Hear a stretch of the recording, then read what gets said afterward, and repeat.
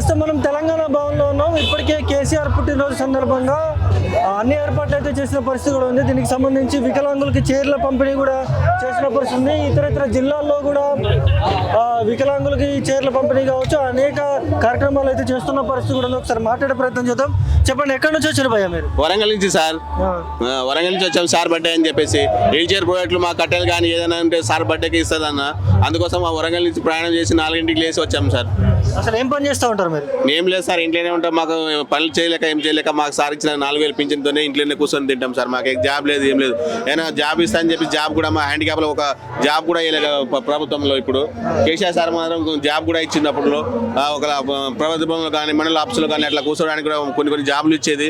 అలాంటి ఇప్పుడు జాబ్ కూడా మాకు ఏం లేక చదువుకున్నాం డిగ్రీ వరకు, మాకు జాబ్ లేదు, ఏం లేదు చదువుకోవడానికి. జాబ్ ఇస్తా అని చెప్పిండు, హ్యాండిక్యాప్లో రిజర్వేషన్ ఇస్తా అని చెప్పిండు, డబుల్ బెడ్రూమ్ ఇస్తా అని చెప్పిండు, పింఛన్ 6000 ఇస్తా అని చెప్పిండు. ఏమీ ఇవ్వలేదు. మాటలు మూటలు మాత్రమే కట్టిండు. మూటలు కట్టి మాకు ఏం చేయకుండా చేసిండు. మమ్మల్ని మాకు పట్టించుకుంటలేరన్నా, కొంచెం పట్టించుకోవాలని చెప్పేసి మేము కూడా కోరుకుంటున్నాం సార్. బస్సులు ఎక్కితే సీట్లు కూడా ఇవ్వట్లేదు, హ్యాండిక్యాప్ కూడా చూడట్లేదు. లేడీస్ మొత్తం కూర్చొని నిలబడిపోతారు మేము పోతే వరంగల్ కానీ ఎక్కడైనా పోవాలంటే. కానీ మరి దారుణంగా అయింది సార్. గుడిలో పోతే దర్శనం కూడా హ్యాండిక్యాప్ల దర్శనం కూడా లేకుండా చేసేసింది సార్. పెద్ద తిరుపతి ఉండి గుడిలో పోయినా కూడా దర్శనం హ్యాండిక్యాప్లో ఫ్రీగా ఉంది. మన ఇక్కడ పోయిన ఏ గుడిలో కూడా హ్యాండిక్యాప్లో దర్శనం లేదు. శ్రీశైలం పోయినాం, ఇక్కడ పోయినాం, మళ్ళీ మన యాదగిరి టెంపుల్ పోయినాం, అక్కడ కూడా లేదన్న. మాకు పట్టించుకోవాలని చెప్పేసి మేము కోరుకుంటున్నాం అన్న. సార్ కేసీఆర్ సార్ మళ్ళీ గెలుచుకోవాలని చెప్పేసి మేము మనసుగా కోరుకుంటున్నాం అన్న. మాట్లాడదాం, ఇంకొంతమంది కూడా ఉన్నారు. చెప్పండి, ఎక్కడి నుంచి వచ్చినా మీరు? ఉప్పల్ సార్. ఉప్పల్కి వెళ్ళి వచ్చినాము. సార్ బర్త్డే అని చెప్పేసి తెల్లవారుజామున 4 గంటలకు వచ్చినాము. ఇక్కడ సారు బర్త్డే ఇంత అంగరంగ వైభవంగా జరుగుతుంది అనుకోలేదు. మస్తు చాలా అద్భుతంగా జరుగుతుంది, ఎక్సలెంట్గా జరుగుతుంది సార్. మాకు చాలా హ్యాపీగా ఉంది సార్. జై తెలంగాణ, జై జై తెలంగాణ. రేవంత్ రెడ్డి ఎవరైతే వికలాంగులు ఉన్నారో వికలాంగులకు పెన్షన్ కూడా పెంచిస్తా అన్నాడు కదా, వస్తా ఉందా? ఆ పెన్షన్స్ మాకు సమయానికి రావట్లేదు సార్. మాకు చాలా ఇబ్బందిగా అవుతుంది. నెలాఖరులో ఇస్తున్నాడు పెన్షన్ కూడా. మాకు వచ్చే 4000 రూపాయలు కూడా, వచ్చే 4000 కూడా సమయానికి ఇవ్వట్లేదు. మాకు వాళ్ళ మీద 2 నెలలు వాళ్ళ మీదనే పెట్టుకున్నారు. మాకు పెన్షన్ 2 నెలల మీద వాళ్ళ మీదనే పెట్టుకున్నాక మాకేమొస్తుంది? మాలాంటి వాళ్ళని ఇబ్బంది పెడుతున్నాడు. కానీ ఆయన చాలా ఇబ్బంది పెడుతున్నాడు. చాలా అంటే మామూలు మాకు తెలుస్తుంది సార్ ఆ బాధ ఏందనేది.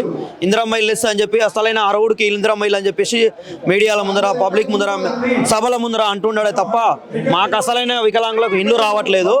సమైన పెన్షన్ కూడా సమయానికి రావట్లేదు సార్. చాలా బాధపడుతున్నాం. ఎందుకంటే ఆ బాధ మాలోనే ఉంది, మాకు తెలుసు.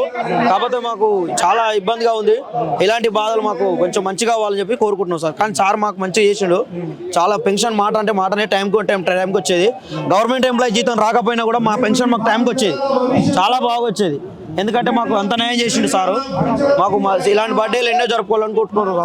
జై తెలంగాణ సార్, జై జై తెలంగాణ. రేవంత్ రెడ్డి వికలాంగులకి పెన్షన్ ఇస్తా అన్నాడు కదా, పెంచి వస్తుందా? పెన్షన్ మాకైతే 4000 వస్తుంది. రేవంత్ రెడ్డి ఇచ్చింది కాదు, కేసీఆర్ ఇచ్చిన మా పది చెప్తాను. ఇప్పటికైతే రాలేదన్న.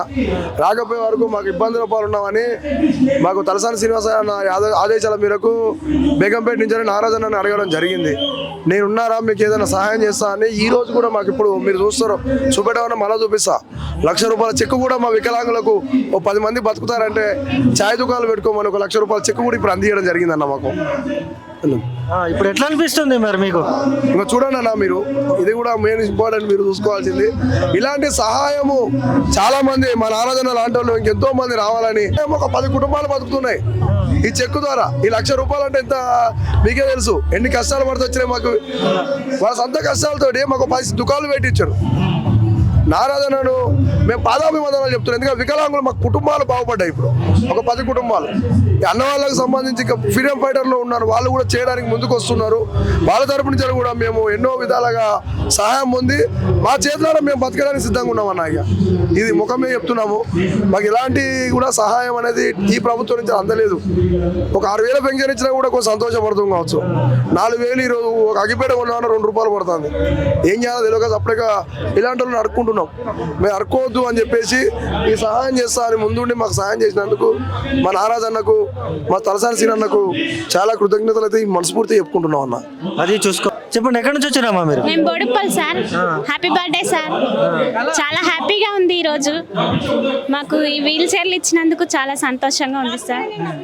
ఇక్కడ ఇలాంటి పుట్టినరోజులు చాలా జరుపుకోవాలని కోరుకుంటున్నాను సార్. మీ ప్రభుత్వం ఉన్నప్పుడు మంచిగా చాలా బాధలు లేకుండా ఉన్నది సార్. ఇప్పుడు మాకు పింఛన్ కూడా పెంచలేదు. రేవంత్ సార్ వచ్చినాక పెంచుతా అన్నాడు, పెంచలేదు సార్. మాకు ఉద్యోగాలు కూడా ఏమీ లేదు సార్. మాకు డబుల్ బెడ్రూమ్ ఇట్లా ఇంకా ఇంతవరకు రాలేదు సార్. మాకు డబుల్ బెడ్రూమ్, మాకు వికలాంగులకు ఉద్యోగాలు కల్పించాలని కోరుతున్నాం సార్. చాలా హ్యాపీగా ఉంది KCR sir. Happy birthday sir. అది మాట్లాడదాం. ఇంకా చాలా మంది కూడా ఉన్నారు. పెద్దనా ఎక్కడి నుంచి వచ్చిండ్రే? లాలగూడ కేష్ ఇది మంచిగా ఉంది, హ్యాపీగా ఉంది. కేసీఆర్ బర్త్డే సంతోషంగా ఉన్నాం. ఇంకా పింఛన్ ఇస్తా అన్నాడు కదా రేవంత్ రెడ్డి, వస్తా ఉందా? పింఛన్ ఏడొస్తుంది, వస్తలేదు. వస్తలేదా? ఎందుకు కొత్త పింఛన్లు స్టార్ట్ చేయలేదు. ఇప్పుడు కేసీఆర్ ఇప్పియాలి. మేము అడుగుదామని వచ్చినాం. మాట్లాడదాం. చెప్పండి, ఎక్కడి నుంచి వచ్చినామా మీరు? సికింద్రాబాద్ నుంచి, పార్షూటర్ నుంచి. ఓకే, పింఛన్ ఎంత వస్తా ఉంది? 4000 వస్తుంది. ఇంకా పెరగాలని మేము అనుకుంటున్నాము. మళ్ళీ కేటీఆర్ఏ రావాలని అనుకుంటున్నాము. 6000 ఇస్తా అన్నాడు కదా రేవంత్ రెడ్డి. ఇంకా పెంచలే కదా, మళ్ళీ కేటీఆర్ వస్తేనే మాకు అన్నీ వస్తాయని మేము అనుకుంటున్నాం.